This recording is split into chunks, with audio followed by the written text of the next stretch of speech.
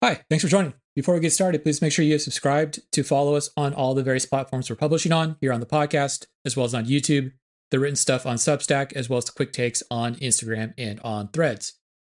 Please make sure that you're giving us that 5-star rating, giving us a big thumbs up, sharing out all of the various publications that we're putting out there with all your friends and families. Anything you can do to help us spread the word that we're doing is greatly appreciated.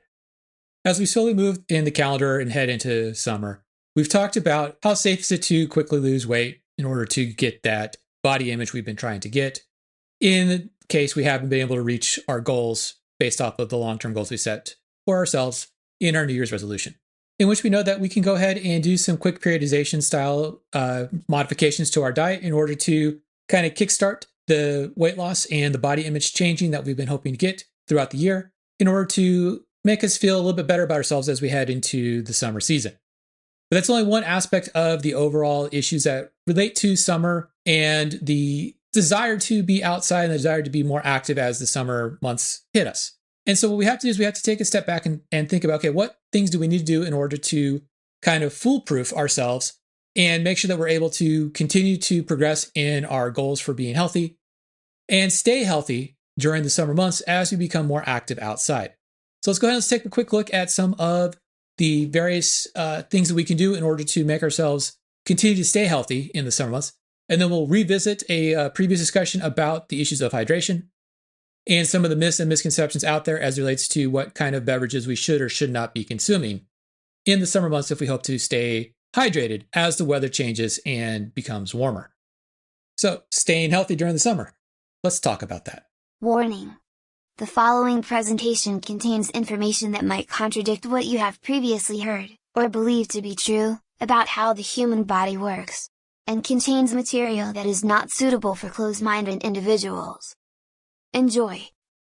So as we head into the summer, we have to remember a couple of things about really environmental issues that are going to come into play as it relates to our ability to stay healthy, and what we need to do in order to make sure that we don't get compromised in terms of our overall health, either short-term or long-term, due to the environment that we're going to face during the summer. We know that being outdoors is beneficial. It has a beneficial effect in terms of our general mood, in terms of reducing stress, in terms of improving cardiovascular health, in terms of improving musculoskeletal health, in terms of improving neurological health, all based off of increasing our level of activity, as well as the general environmental signals that come into play from increased sunlight that changes a lot of hormones, a lot of neurotransmitters, that kind of puts us more at ease and reduces our overall general level of stress. But the problem is that being outdoors has potential risks to it. One of the biggest risks that we're going to face during the summer is dehydration issues, and we'll hold off of that until we revisit our discussion on hydration here in a second. A lot of times we start looking at issues as it relates to summertime. It has a lot to do with sun exposure and the impact that sun exposure has on our body. When we look at sun exposure, we have to look at it both in terms of short-term exposure as well as long-term exposure. The short-term exposure that we have to the summer environment has to deal with two big issues. And the first big issue is that hydration issue, but the other big issue that we have to deal with in terms of the short term is heat and the need to stay within a very narrow window of body temperature. And that very narrow window of body temperature is about 4 degrees centigrade in terms of where I can function appropriately, where I can function optimally, my homeostatic sense of body temperature being normal, and the point at which I hit heat exhaustion and heat stroke. And so a lot of the precautions that we're going to talk about here is about making sure that we don't reach that 4 degrees centigrade elevation. And that 4 degrees centigrade elevation is going to basically impact a lot of the choices that we're going to make. One of the ways in which we can make sure that we're not going to have the excessive heat issues is to make sure that we're wearing appropriate clothing. Now, appropriate clothing is not only going to help us with the heat issues, but it's also going to help us with sun protection, which is one of the long-term issues that we have to worry about when we start looking at being outdoors during the summertime, and the long-term risk of developing skin cancer due to exposure to sunlight, and particularly ultraviolet light, the UVA, UVB light rays that we get exposed to during time spent outdoors. And so when we start looking at clothing that we want to wear, we want to make sure that we're doing two things. Number one, we want to make sure that we're choosing appropriate clothing to wear, but also choosing the appropriate amount of clothing to wear.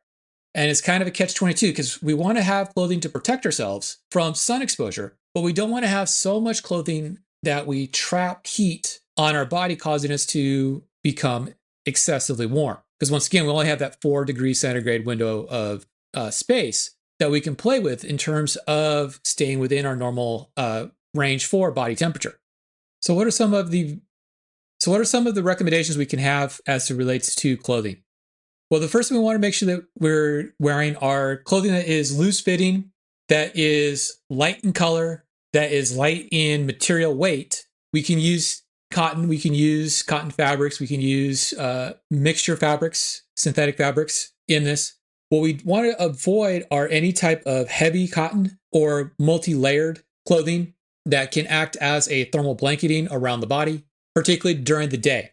Now, one of the things that we have to worry about during summertime as relates to temperature and body heat issues is not just the overheating issue, but the hypothermic issue, the too low issue, particularly with the fact that during the summertime, we can see very wild swings in air temperature throughout the day. And so one of the things we want to do during the day is wear clothing that is going to limit the amount of absorption of sunlight. That's where we want to make sure we're wearing lighter colored fabrics. We want to make sure that we're wearing fabric that is slightly looser fitting so that we don't get a thermal blanketing effect around the body with the clothing. We want to make sure that we're wearing clothing that is going to allow for us to maximize our ability to evaporatively cool to sweat without trapping that sweat on the body. And that's where if we start having fabric that's going to hold on to the moisture, hold on to the water within the sweat, it becomes more difficult for us to evaporatively cool because of a phenomenon known as relative humidity, where because we have a wet blanket around us, we might think of that as being a way to cool our body off. The problem is that if we're wearing this wet blanket while we're exercising, it's actually acting like a blanket trap. So it's actually holding on to more heat around the body simply because of the specific heat of water, the amount of heat that is necessary for that water to turn from liquid, from sweat, into steam, evaporative cooling to cool the body off. And so what we want to do is we want to make sure that we're wearing clothing that's going to allow us to effectively evaporatively cool. And this is where,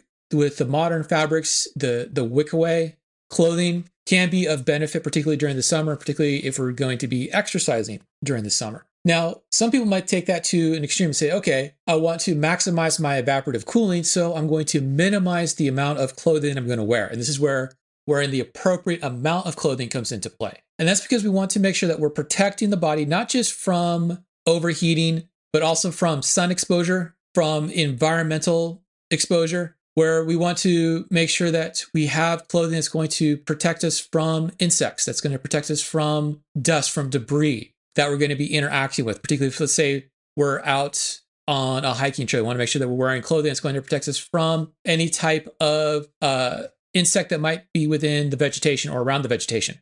We want to make sure that we're wearing clothing that's going to protect us from any of the grasses, from the dust, from the debris, from the rocks, from anything else that we might interact with. But we want to make sure that that clothing is going to, once again, allow us to effectively cool ourselves, even though we are going to be active within the environment. And so clothing becomes important in terms of that kind of duality. We want to protect ourselves from the environment, but at the same time, we want to protect ourselves from ourselves in terms of making sure that we're not going to overheat. Along with that idea about making sure that we're able to get rid of the excess heat that we're building up in our body from being active, we want to make sure that we're giving ourselves time to dissipate, to get rid of heat that is building up in our body. And this is where making sure that we are timing breaks within our physical activity becomes important. This is where making sure that those breaks are done in such a way as to minimize the amount of environmental heat that we're picking up during the breaks. Taking breaks where we utilize passive and active cooling mechanisms to help get rid of extra heat. And so when we start looking at this idea, okay, how do I get rid of this excess heat? How do I make sure that I'm not overheating my body? Breaks become very important. Breaks become important. Time of day in which we're being most active become important. The breaks that we're going to take should include breaks where we're out of the sun, where we're out of the environment, where we're utilizing fans, where we're utilizing air conditioning where we're utilizing ice and cool blankets to help dissipate some of the heat. Now, once again, we don't want to run around with cool blankets on us, but utilizing cool blankets at points in time to help get rid of extra heat can be of benefit if we're trying to make sure we're not going to overheat. In order to make sure we're not overheating, there's a few things we should be aware of in terms of signs and symptoms that we're starting to overheat. And so what are some of the symptoms that we might exhibit if we're showing heat exhaustion or someone around us is showing heat exhaustion? And so what remember is that heat exhaustion is the first step towards having a medical issue, heat stroke. And so being aware of these signs and symptoms become very important, particularly during the summertime, particularly if we're not able to exercise at the correct time of day, or if we happen to have a job that makes us have to be outside at the inappropriate times of the day. And so signs and symptoms that we have to be aware of, things like high body temperature, heavy sweating, cool, moist skin, even though we have a high body temperature and have been excessively sweating, a very high heart rate, excessive fatigue that goes beyond what we should be experiencing based off of how hard we're working, muscle cramping, dizziness, headache, confusion, nausea, but not vomiting. Simply feeling like you're going to vomit, but not necessarily vomiting is one of the signs of having heat exhaustion. If we start exhibiting heat exhaustion or someone that around us is starting to exhibit heat exhaustion, this is where we have to start to cool down very rapidly as we possibly can, without causing us to start to shiver, which is going to increase our body temperature. This is where getting out of the sun, utilizing fans, utilizing ice towels, utilizing cold water, drinking cold water can be of benefit. If we cannot control the amount of heat during this time, then we have to start worrying about heat stroke issues, and heat stroke issues is a medical emergency. This is where we're going to have excessively high body temperature with hot, flushed skin, but the person has stopped sweating. A lot of times we start getting heat stroke issues. We start getting heat stroke issues because of excessive dehydration, accompanying the elevated body temperature due to either excessive exposure to the environment, that is being outside at the inappropriate times of the day, or being excessively active in inappropriate environments. We'll have severe headaches. We'll have possible blurred vision or double vision. We'll have extreme muscle cramping. We'll have nausea with vomiting. The nausea with vomiting in the heat stroke is an attempt to get rid of anything inside of the intestines that might cause additional heat to build up. It's kind of like a safety precaution measure that comes into play. If I go from heat exhaustion to heat stroke, we're now in medical emergency time and it's time to seek medical attention. If I'm simply in heat exhaustion, getting out of the heat, cooling down becomes paramount. So we have to worry about the heat issues in the summertime. Like I said, one of the ways we can take care of that heat issues is making sure that we're wearing appropriate clothing and the appropriate amount of clothing, taking breaks. We'll cover the hydration issue later on here with a revisit of the hydration discussion. But the other thing we have to worry about, or the other thing we should start looking at, and this goes hand in hand with making sure that we're sometimes referred to as sun safe, which is if we're going to be active and exercise during the summer, exercise and activity should be done either early in the day or late in the day, not in the middle of the day. The middle of the day is typically when we have our peak heat. It's also when we have our peak exposure to sunlight, in particular UV radiation, where if we can change when we're physically active outside, we can go ahead and minimize sun exposure as well as heat and heat buildup within the body during periods of activity. Along with looking at what time of the day to be most active outside in order to compensate for the heat buildup that will come about from being active. The other thing to remember in terms of being sun safe is the idea of SPF and the need to protect our skin from UVA, UVB radiation. When we're talking about SPF, we're really talking about two things. We're talking about clothing once again, and utilizing the appropriate clothing, the appropriate amount of clothing, but also utilizing sunscreen. When we're talking about sunscreen, there's a couple of things we have to remember in terms of how to go about applying the sunscreen that a lot of us don't think about. And the first thing we have to remember is that sunscreen should be applied as a coat across the skin and not rubbed into the skin as if we are trying to apply skin lotion. Using the creams is better than using the sprays if we're attempting to get a full coating on the body. We want to make sure that we are reapplying sunscreen based on the SPF value as well as the time that we're spending outdoors. Reapplying SPF sunscreen based off of the amount of water we're coming in contact with, whether it's from sweat or from being in the water itself. Remember that water resistance in terms of SPF only basically gives us about 40 minutes total time, depending upon the value of the SPF. And the value of the SPF is simply giving me how much additional time I have before I have to worry about issues relating to UVA, UVB radiation versus not having any sunscreen on whatsoever. Minimum that you want to have is an SPF 15. However, most recommendations nowadays are around SPF 30. Higher values beyond the 30 is not really of benefit in terms of how much protection you get, since we are going to be reapplying or should be reapplying the sunscreen regularly. Making sure that we're wearing appropriate eye protection is also important when we're looking at this kind of sun-safe idea within the summer months, even though we should be really kind of following this eye protection year-round. Sunglasses are of more importance during the summer simply because of the angle and amount of sunlight we might have relative to the other time of the year. Making sure that the sunglasses we are wearing have the UVA, UVB, or broad spectrum UV protection to them. Same with the sunscreen, making sure that we're utilizing broad spectrum sun protection as opposed to simply UVA or UVB protection. Utilizing hats is also a recommendation for sun protection.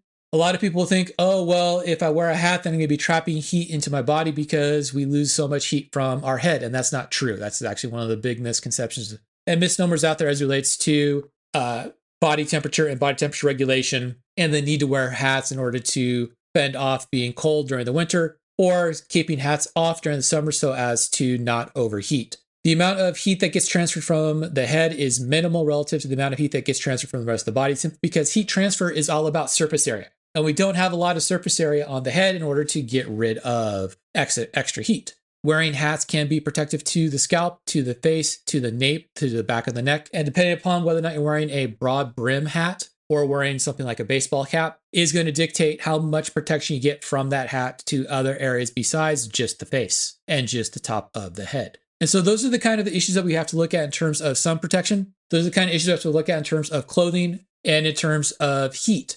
And so for the rest of the discussion here, let's take a look at the ideas that surround the big major issue that most people discuss when we start looking at being active during the summer months. And that's the necessity to stay hydrated and the hydration issues that can come about during summer months that might be more of an impact during the summer months than during the rest of the year. Part of this idea about hydration and staying hydrated falls into two other kind of things we have to worry about before we get into the nuts and bolts of the hydration issue. The first one we have to look at is staying fueled and staying fed. In this, we have to remember a couple things. We have to remember to not skip the carbohydrates. Don't skip the sugars during the summer, particularly if we're looking at trying to stay hydrated and trying to stay hydrated due to excessive exercise or excessive amounts of activity that come about due to longer amounts of daylight that's out there. Carbs and electrolytes, which is why we want to also make sure that we're not skipping the salts in our diet. Carbs and electrolytes act as water sponges in the hydration mechanism. And so we don't want to eliminate carbohydrates, even though carbohydrates in the current diet culture movements tend to get a bad rap. We want to make sure that carbohydrates, sugars are in the diet because we need those sugars to help us with hydration and hydration status. We also need those sugars to make sure that we have appropriate amounts of fuel to go about allowing us to do the exercise and the activities that we're doing throughout the summer. Same thing for the salts. We want to make sure that we are salting our foods, making sure that we are adding electrolytes to the beverages that we are consuming so that we can avert any type of electrolyte imbalance causing hydration issues that can lead to cramping or loss of optimal performance due to lack of hydration. We want to make sure that we are not skipping meals. Skipping meals, which once again is a kind of popular diet culture aspect within our society right now. Skipping meals puts us into a ketogenic state, and a ketogenic state can have impacts on both our heat metabolism as well as our hydration status, our ability to stay normally hydrated, simply because of what ketogenic diets do in terms of changes of metabolisms and metabolic rates and metabolites in circulation that can impact the way in which muscles function, that can impact the way in which nervous system functions, that can also impact my desire to consume fluids and the type of fluids that I'm consuming. So the last thing to look at here is the idea that surrounds the hydration issue. And once again, we're going to revisit the longer discussion on hydration here in a second. general rule of thumb that we're going to look at in terms of hydration and hydration status is the fact that if we want to make sure we're staying properly hydrated, it's more than just drinking water. We want to make sure that we're adding electrolytes to what we are drinking, a pinch of salt, a dash of sugar, the use of diluted sports drinks, consuming foods that have salts in them are all important during the summer months, as consuming salts is going to make us want to consume more fluids. But at the same time, consuming salts is going to help us offset or replace any electrolytes that get lost during the sweating that takes place. As I really don't want to throw out names here, but as the sports beverage commercials actually get something correct in their pitches, the loss of electrolytes in sweating actually impacts performance due to changes in hydration status and changes in ion balance around the excitable tissue, skeletal muscle, nervous tissue that can lead to a reduction in performance that can compromise our overall health and the ability to do healthy things during the summer months. One of the things that kind of gets brought up over and over and over again when you start looking at some of the kind of quick hit things on the internet as to what to watch out for during the summer months in terms of beverage consumption, they talk about don't consume caffeinated beverages. And once again, that's coming from a misconception, misnomer, and a misunderstanding of the data that's out there as it relates to caffeinated beverages. Caffeinated beverages do not dehydrate the body any more than water does it itself. Some of the adages say limit the amount of alcohol consumption. That's true because alcohol acts as a pure diuretic due to blocking of a hormone, ADH, antidiuretic hormone. And one of the things that gets recommended is that for every alcoholic beverage you consume a beverage of non-alcoholic or just regular water. The problem is that consumption may not actually offset any of the diuretic effect that alcohol has, simply because we're now adding additional fluid into the body. And so one of the things you have to remember is that when we're looking at staying hydrated during the summer, we can rely a little bit on our thirst response. However, what we have to remember is that with thirst response, we want to make sure that we're consuming 10 to 15% more than what stops us from being thirsty. So we start consuming liquid. If we stop being thirsty after 500 mils of fluid, we want to consume an additional 5 to 7 milliliters of fluid beyond that, simply to offset any of the shortcomings that happens within the feedback loop in that water consumption due to thirst response. And so with all of that kind of as the background, let's go ahead and let's revisit the discussion previously about hydration status, and dehydration. That is of importance as we go through the summer months, trying to stay as fit and as active as possible. So we're going to continue looking at some issues related to physiology, health, and well-being, going off of what we talked about in the Substack published earlier this week, looking at what do we need to know about hydration and hydrating. Kind of important topic given the current environmental conditions that we're facing in regards to the summer heat and the need to make sure that we are properly hydrating. So when we're looking at hydration, looking at hydrating, a couple of questions that we have to start to address. One of the things we have to look at is how much should I be drinking? We have some general recommendations. General recommendations that we have is somewhere around 4 ounces of water for every pound of body weight that we happen to have. If we look at it in terms of averages for our adult populations, that's somewhere around 3.7 or about 125 fluid ounces for males and about 2.7 liters or about 91 fluid ounces for females. Once again, those are just general recommendations for the population. It doesn't take into account any of the additional factors that might impact our hydration status. One of the things that will impact our hydration status is being active. This is not looking into what's happening in terms of activity out in the heat. This is just activity in general and the need to rehydrate following activity or to stay hydrated while we're being active. The general recommendation that we have based off of the scientific evidence is consuming somewhere between 0.4 and 0.8 liters, 400 milliliters to 800 milliliters per hour of exercise. And that value is going to be temperature and body mass dependent. Heavier individuals and individuals who are exercising in warmer environments will need to consume slightly higher in the range, whereas lighter individuals exercising in cooler environments may be consuming at the lower end of the range. We do know that in order to regain hydration status as being normally or UEU hydrated, we need to consume about 1.5 liters per kilogram of body mass lost during the exercise bout. If we look at it in terms of fluid ounces and pounds, that is about 23 to 23.1 fluid ounces per pound of body mass that is lost, or body weight that's lost during the exercise. This is going to allow us to be able to regain mass that is lost. If we lose mass during an exercise, when we are looking at that mass that's lost, it's not going to be the fat or the muscle or the carbohydrate mass that is being lost in very large amounts.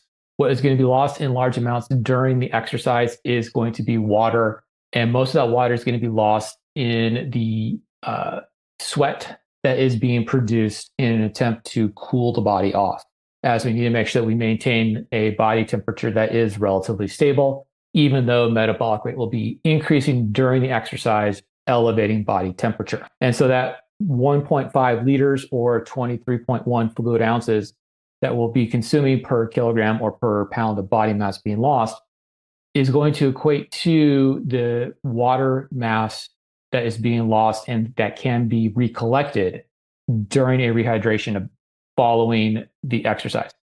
And this is not something where you're going to consume all of it as fast as possible. You want to make sure you're consuming this over an hour to an hour and a half following the exercise event. Well, what about my morning or my afternoon or my evening coffee or caffeinated drink?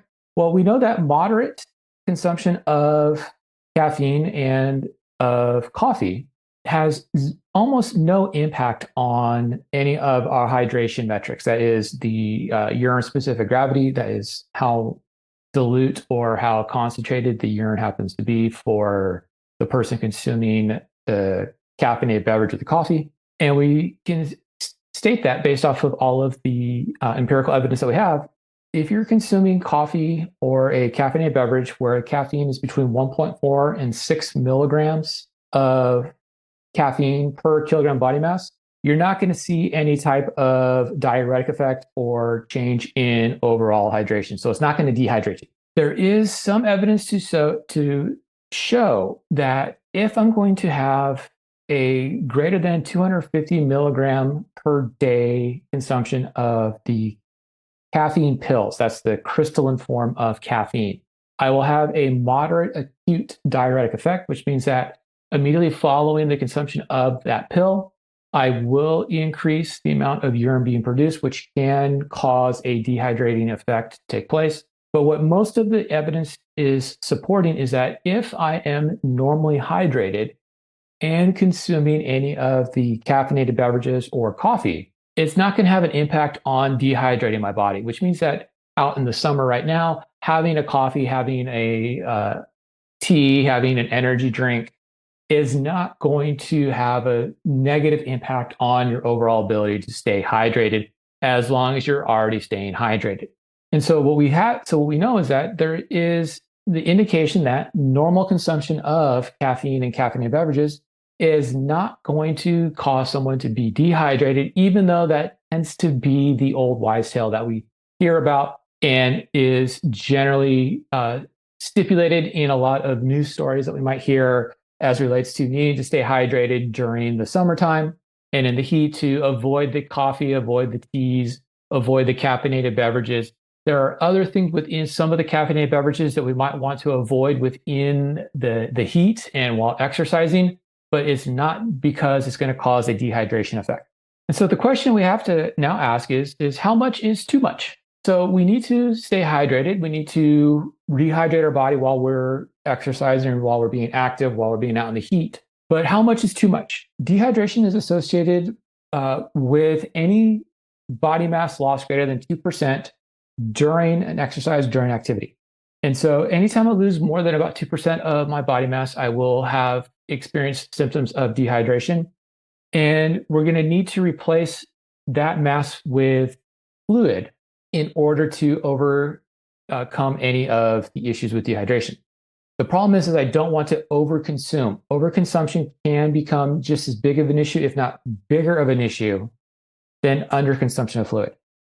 Overconsumption of fluid leads to dilution of body fluids, a scientific term that we use called hyponatremia. Hypo, lower than. Natremia is referencing sodium. And so when we have too much fluid consumption, in particular, too much water consumption, what ends up happening is that we end up diluting the fluids of the body. We reduce the osmotic condition, the osmolarity, the concentrations, or what you think about as being the salinity of the body. And the body's salinity is about 0.9%.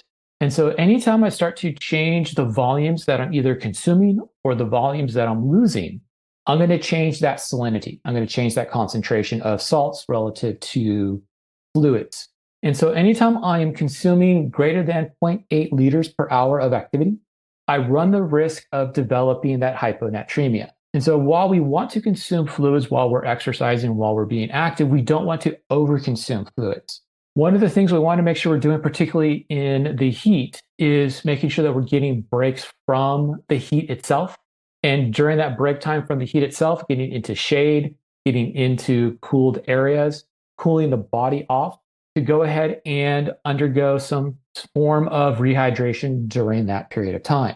But once again, we don't want to overconsume the fluids that we're consuming at that point in time. The reason why we don't want to overconsume is because we don't want to run the risk of becoming hyponatremic, but we want to make sure we're consuming enough to offset what's being lost so that we do not have that greater than 2% body mass loss. Getting into a cooled area or getting out of direct sun into a shaded area is going to help us out because it's going to reduce water loss in sweat, as we're going to give our body a chance to remove some of the extra heat source. That would be the sunlight.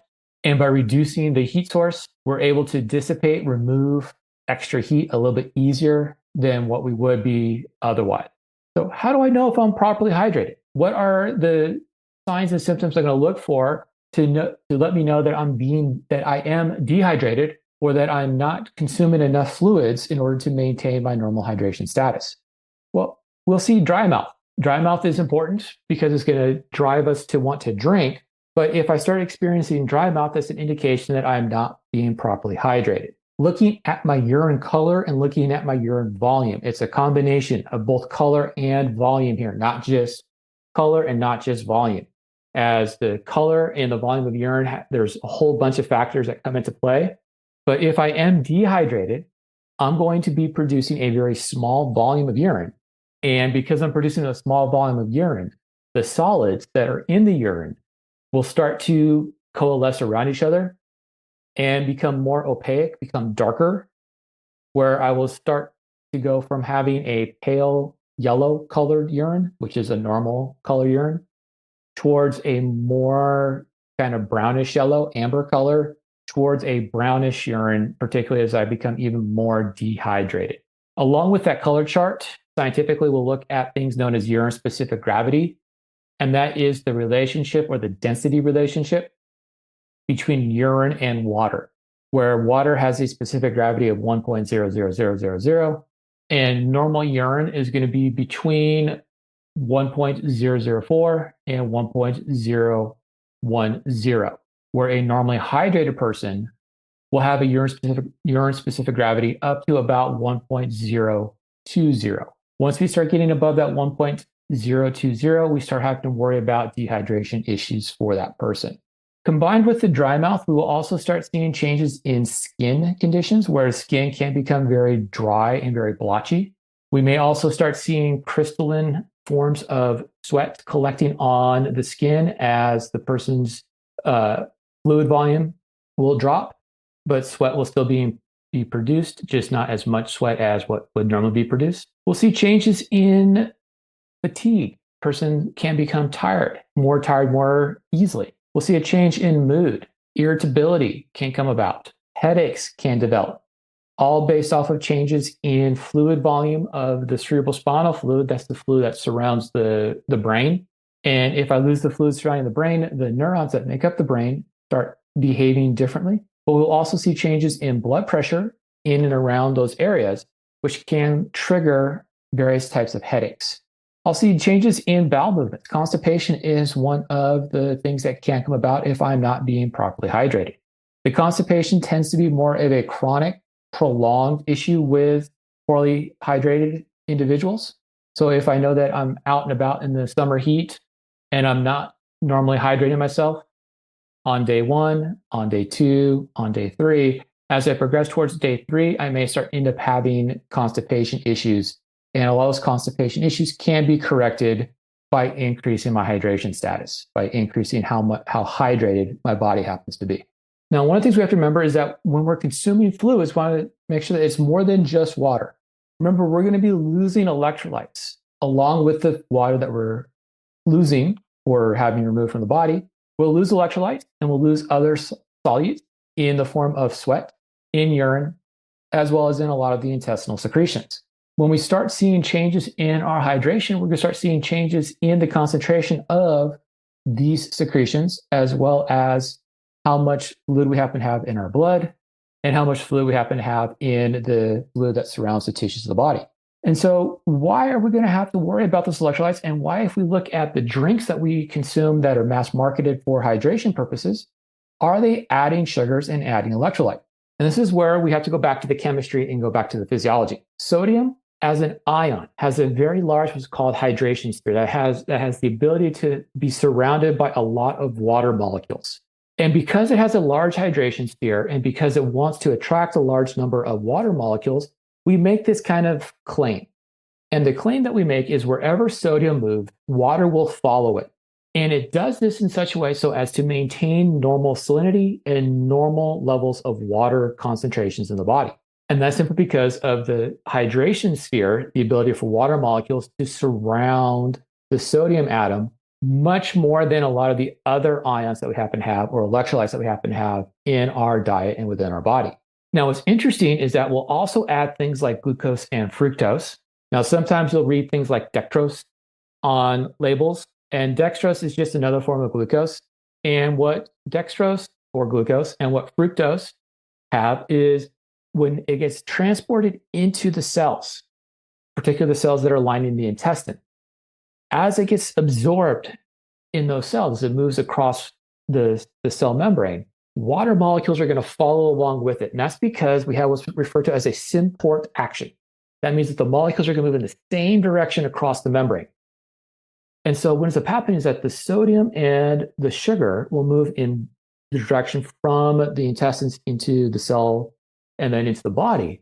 And what that movement does is it's going to draw water to it. And so we can consider these molecules to have water drawing ability. That means they're going to create a condition that's going to make water want to follow or move along with it.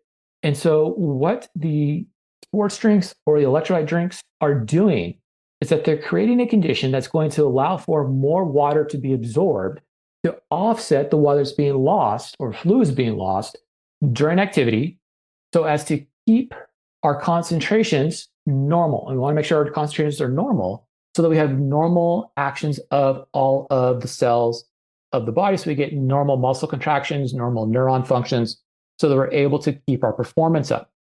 Now, what these don't do is these do not give a performance benefit. We don't all of a sudden go from being a bench warmer to an all-star simply because we're consuming these drinks. But what it does do is it does allow us to maintain the performance that we happen to have when dehydration starts to come into play, and I'm going to consume these beverages. But once again, it's not going to give me a performance benefit. It's simply going to make sure that my performance doesn't drop off faster than when it's already dropped off. So what about the drinks and the concentrations of the materials that I'm getting beyond just the fluid? I'm going to give you some numbers here, and the numbers are based off of serving sizes, and serving sizes are typically given in terms of about a 12 to 16 ounce container, sometimes up to a 750 milliliter container. Now, the American College of Sports Medicine and a couple of the other academic societies have come up with a general recommendation for fluid replacement beverages to contain somewhere around 20 to 30 milliequivalents of sodium, which is around 400 milligrams of sodium, 20 to 30 milliequivalents of chloride, which is once again somewhere around 400 milligrams of chloride, 2 to 5 milliequivalents of potassium. That 2 to 5 milliequivalents of potassium is going to give me somewhere in the neighborhood of 100 to 200 milligrams of potassium, and around 5 to 10% carbohydrates. If we look at what the mass marketed beverages are going to give us, we have some ranges. Carbohydrates are going to range from about 1 gram per serving to about 30 grams per serving, depending upon whether we're going to get the quote unquote zero form or the normal sugared form. Sodium is going to be between 160 and 480 milligrams per serving. Chlorides will range from about 200 to 700 milligrams per serving. Potassium is going to range between 50 and 470 milligrams per serving. Magnesium is going to be between 10 and 40 milligrams per serving. Calcium between 10 and 120 milligrams per serving. Zinc between 2.8 and 4 milligrams per serving. And phosphorus between 40 and 140 milligrams per serving. All of these fit within the range that is given for optimal drink composition based off of what the academic societies have given us, with the exception of carbohydrates in the zero form. Now, the carbohydrates in the zero form will use a different form of sugar that is not measured in our carbohydrate counts. There are still carbohydrates there. It's just not the carbohydrates that we use in terms of counting carbohydrates. They will still act very similar to the glucose and the fructose in terms of their ability to draw water, which means they're still going to have that rehydration effect. But what they don't do is they do not provide the nutrient for energetic purposes during the exercise event. So how much is too much? Well, we have maximums that we have to worry about for a lot of the electrolytes, because when we start having too much of certain electrolytes, we'll have changes in performance effects. And so a maximum amount of sodium is about 4 grams or 4,000 milligrams per day. Potassium is about 4.2 grams or 4,200 milligrams per day. Chlorine is about 4,200 milligrams or 4.2 grams per day. Calcium is about 2.5 grams or 2,500 milligrams per day. We don't have a necessary maximum for magnesium. However, we do not want to consume over about 4 to 4.25 grams per day. But there's no indicated maximal value that we want to have. Phosphorus, we have a maximum value of about 4 grams per day. And zinc, we have a maximum value of about 0.4 grams per day. And these values correspond with the major, minor, and trace elements that we have within our diet in terms of the elements that we have. We don't want to overconsume electrolytes, particularly don't want to overconsume sodium, as overconsumption of sodium can lead to retention of fluids. Now, even though we're talking about hydration issues here and the wanting to make sure that we're staying properly hydrated, overconsuming of sodium has been linked with hypertension, high blood pressure, that is associated with excessive blood volume and excessive interstitial volume.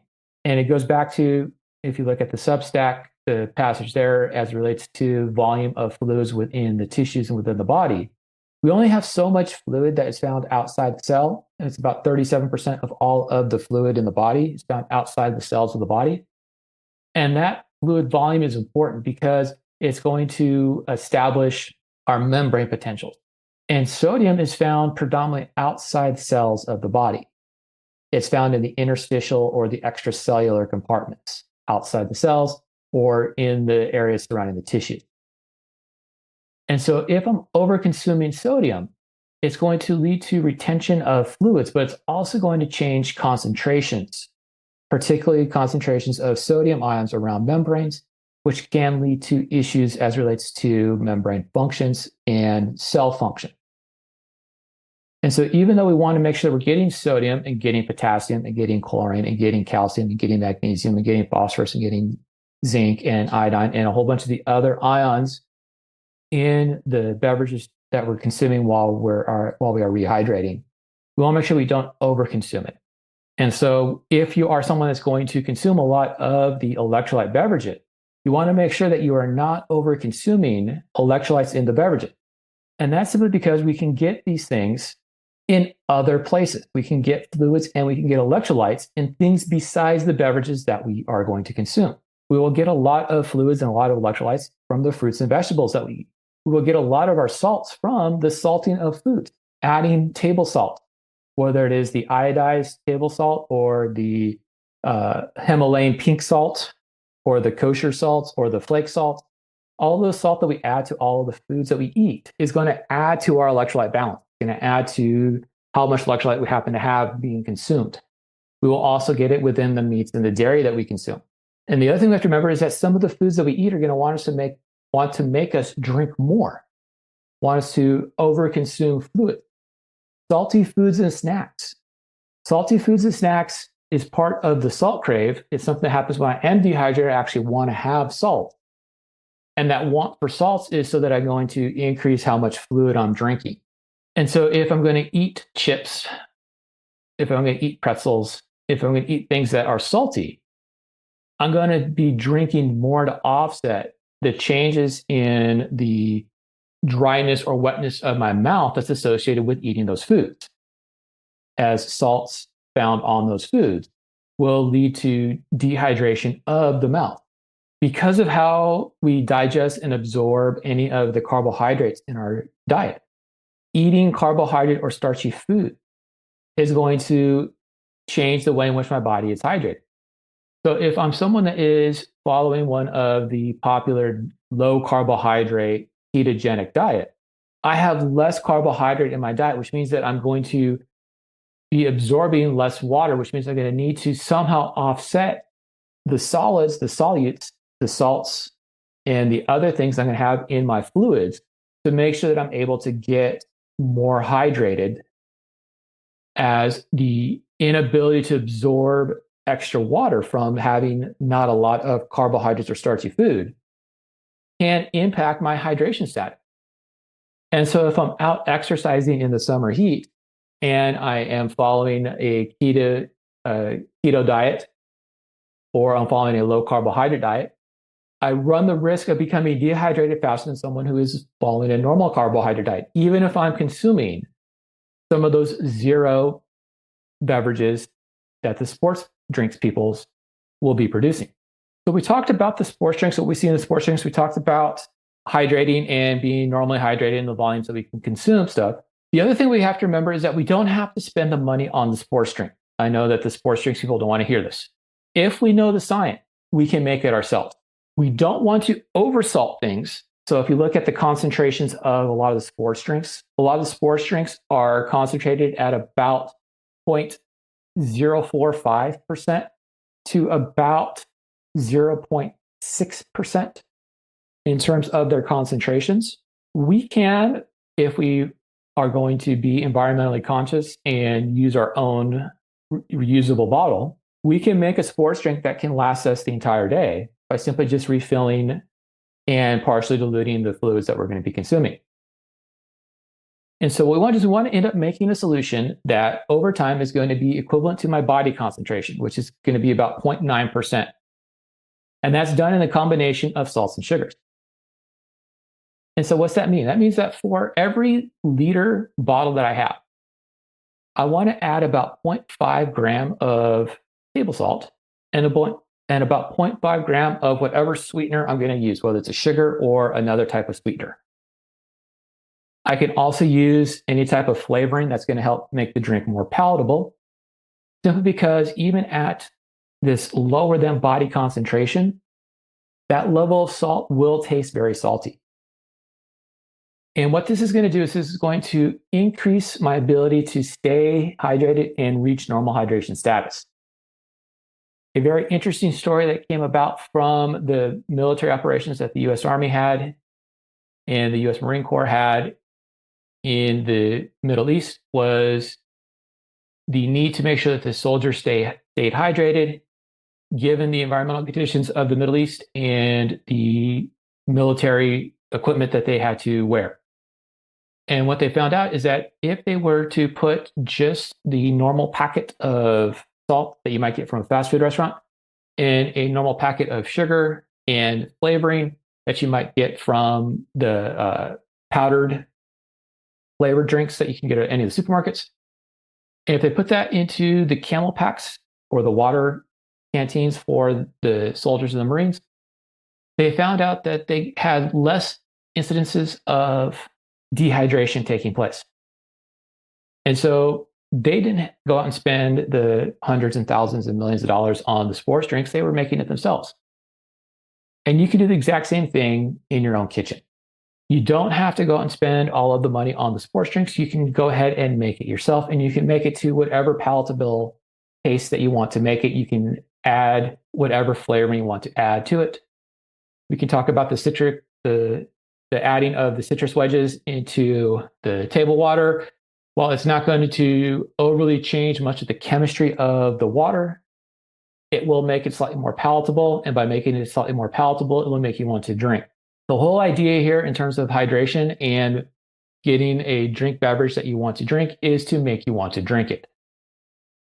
What we have to remember is that when we're drinking our fluids, it's not about what type of fluid that we're drinking per se. It's the fact that we're drinking fluids. As even when we are looking at the soft drinks, the caffeinated beverages, the juices, whether it's with the artificial juices or whether it is made at home from fruit juice, the majority of that liquid is going to be water. And since the majority of that liquid is going to be water, I'm going to be making sure that I am rehydrating myself. Well, thanks for listening. Thanks for watching. If you happen to be on the YouTube watching this, I hope that you learned a little bit. Hope you came away with some new ideas.